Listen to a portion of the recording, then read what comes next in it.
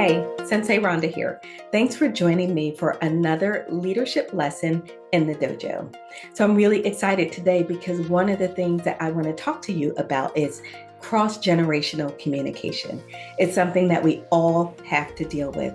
Many workplaces may have 4 or 5 generations working alongside of each other. Just like with any change, along with this can come a little bit of friction. But you know what? When leaders understand what they're faced with, they are in a much better position to not only navigate forward, but to position their team for the best possible success and outcomes. So how do you do that? I'm going to give you 5 quick strategies today. Number 1, you want to be sure you understand why it matters. We're all just people, right? It doesn't matter. I don't need to know the generations. False. It is important for you to absolutely understand because people, when they interact, when they engage, often do so from their generational lens. And if you are not familiar with what that is, that puts you at a disadvantage as a leader.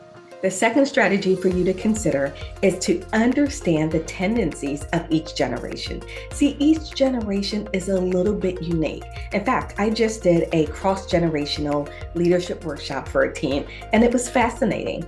People were so surprised about the different variations and what it meant for their workspaces. So it's important for you to understand those tendencies. You can do this in a couple of ways. You can bring in an expert like me who can speak to that and lead your team through that discussion, or you can go out and gather that information and do it yourself.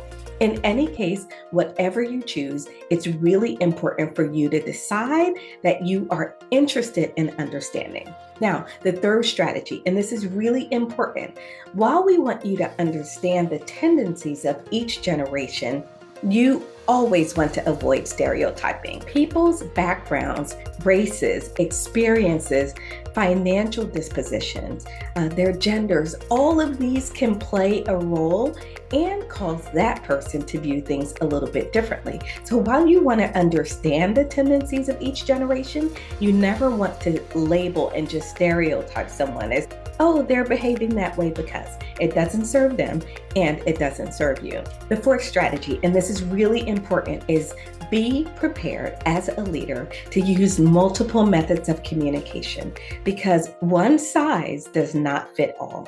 And it's important that people feel like they are included in the process, like the ways that work for them are also important to you as a leader and important to the organization. It may feel like leaders have to do a little bit of extra work, but you know what? We've been doing that for a really, really long time. And that's why great leadership is not easy. And if it was, everyone would do it. The fifth and final strategy I have for you today is to ask for feedback. You know what?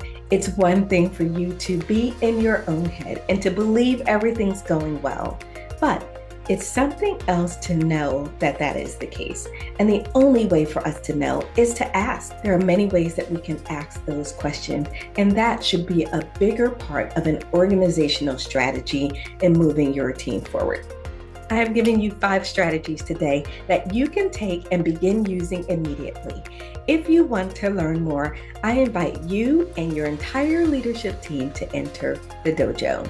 You can visit us at LEADJITSU.com, and you can learn more about the work that we are doing to advance the practice and the habit of humanized leadership. I'll see you inside the dojo.